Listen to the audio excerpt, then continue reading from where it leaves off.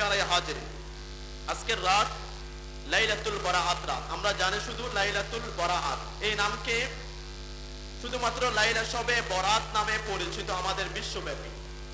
এই রাতের শুধু একটা নাম নয়, অনেকগুলো নাম রয়েছে।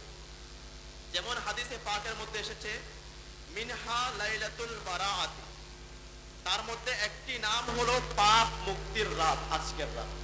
মিনহা লাইলাতুল বারাআত, তার মধ্যে একটি নাম হলো পাপ থেকে মুক্তির রাত, আজকের রাত, এটা শবে বরাতের রাত। আরেকটি নাম হলো ওয়ালাইলাতুল মুবারাকা, বরকতের রাত। চলুন বলুন না সুবহানাল্লাহ।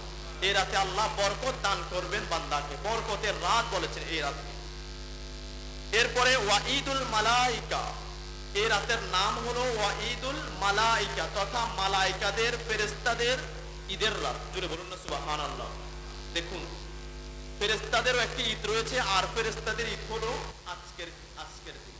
আমরা যেভাবে ঈদুল ফিতর, ঈদুল আজহাতে খুশি উদযাপন করি, আসমানি জগতের মধ্যে আজ সুসজ্জিত হয়ে যাবে পুরো আসমান, এবং আল্লাহর আরশ সমূহ আল্লাহ তাআলা সুসজ্জিত করবেন।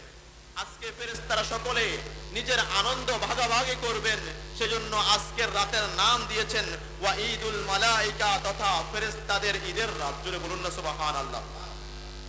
এরপরে ওয়ালাইলাতুল গুফরান, তথা ক্ষমার রাত। একটু পূর্বে যে কথা বলেছি, এই রাত হলো ক্ষমা চাওয়ার রাত, ক্ষমা চেয়ে নিজেকে মুক্তি করার রাত। এই রাতকে বলা হয় ওয়ালাইলাতুল গুফরান। এবং এই রাতের আরেকটি নাম হলো ওয়ালাইলাতুল ইতকি মিনান নার, জাহান্নাম থেকে নিজেকে মুক্তি করার রাত হলো আজকের রাত। জোরে বলুন না সুবহানাল্লাহ। এভাবে হাদিসে পাকের মধ্যে লাইলাতুল বরাতের অনেকগুলো নাম রয়েছে। আমরা শুধু একটা নামে চিনি, সেটা হচ্ছে শবে বরাত, যেটি ফার্সি ভাষায় আমরা জেনে থাকি। শবে শব্দের অর্থ হলো রাত, আর বরাত মানে হলো ফজিলতপূর্ণ রজল। তো আমরা এই জন্য লাইলাতুল বরাতকে আরবিতে অনেকগুলো নাম দেওয়া হয়েছে, যে নামে যদি আমরা খুঁজতে যাই কোরআন হাদিসে, তাহলে আমরা সহজে পাবো। এখন অনেকে বলে শবে বরাত কোরআনে হাদিসে কোথাও নেই।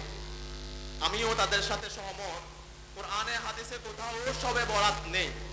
কোরআন এবং হাদিসে শবে বরাত নেই, কিভাবে থাকবে?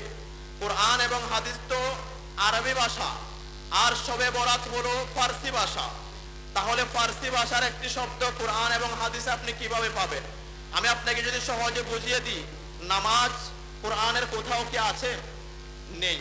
রোজা কোরআনের কোথাও কি আছে? নেই। কারণ নামাজ, রোজা, শবে বরাত এগুলো ফার্সি শব্দ। এই শব্দগুলো কোরআনে আসার কথা নয়। কেন আসবে? কারণ এই নামে ফার্সি শব্দে যে নামাজ, রোজা, শবে বরাত এগুলোর আরবি কিছু আছে কিনা সেটা দেখতে হবে। যেমনই ভাবে নামাজ কোরআনের কোনো জায়গায় নেই, হাদিসের কোথাও নেই। নামাজের বিপরীতে যে নামাজকে আরবিতে যেভাবে বলা হয়, যেমন আস-সালাত, সেটা কোরআনের বিভিন্ন জায়গার মধ্যে রয়েছে। ঠিক কিনা? একটু কথা বলবেন, ঠিক কিনা? নামাজ আরবি শব্দ না, নামাজ হলো ফার্সি শব্দ। নামাজের আরবি হলো আস-সালাত।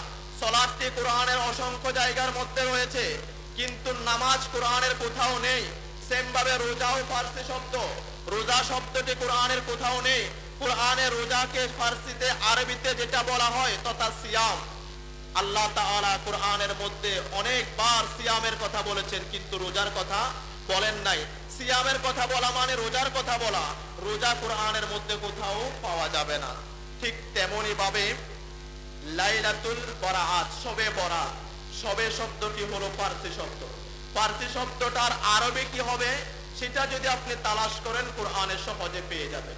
ফার্সি শব্দের শবে বরাতের আরবি হলো লাইলাতুল মুবারাকা। কোরআনের ভাষায় লাইলাতুল মুবারাকা দিয়ে আপনি চার্জ দিবেন, আপনি পেয়ে যাবেন। হাদিসের ভাষায় হলো লাইলাতুন নিসফি মিন শাবান, তথা শাবান মাসের 15তম তারিখ, যে তারিখের মধ্যে আমরা শবে বরাত পালন করে থাকি।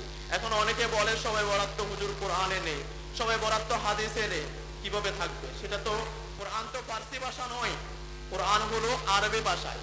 ফার্সির আরবি কি সেটা তালাশ করুন, অবশ্যই আপনি কোরআনে পেয়ে যাবেন।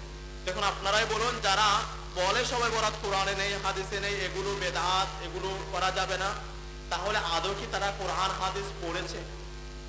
যদি পড়তো তাহলে পার্সি শব্দকে আপনি বাংলা বইয়ের মধ্যে যদি আমি আরবি খুঁজতে চাই কখনো পাওয়া যাবে? বই হচ্ছে বাংলা, খুঁজতেছি আরবি, পাবো আমি কখনো? শব্দটা ফার্সি, শবে বরাত, আর এটার আরবি হলো লাইলাতুম মুবারাকা। কুরআনে কারীমের সূরাতুদ দুখানের মধ্যে রয়েছে, ইন্না আনজালনাহু ফি লাইলাতিন মুবারাকা ইন্না কুন্না মুনজিরিন। এই আয়াতের তাফসীর আপনি দেখুন, তাফসীর জগতের অন্যতম যিনি, তাফসীরে হাফিজুল হাদিস, তাফসীরে জালালাইন শরীফের মধ্যে ইমাম জালালউদ্দিন সুয়ুতী ওনার এই আয়াতে কারিমার কোট করেছেন। এবং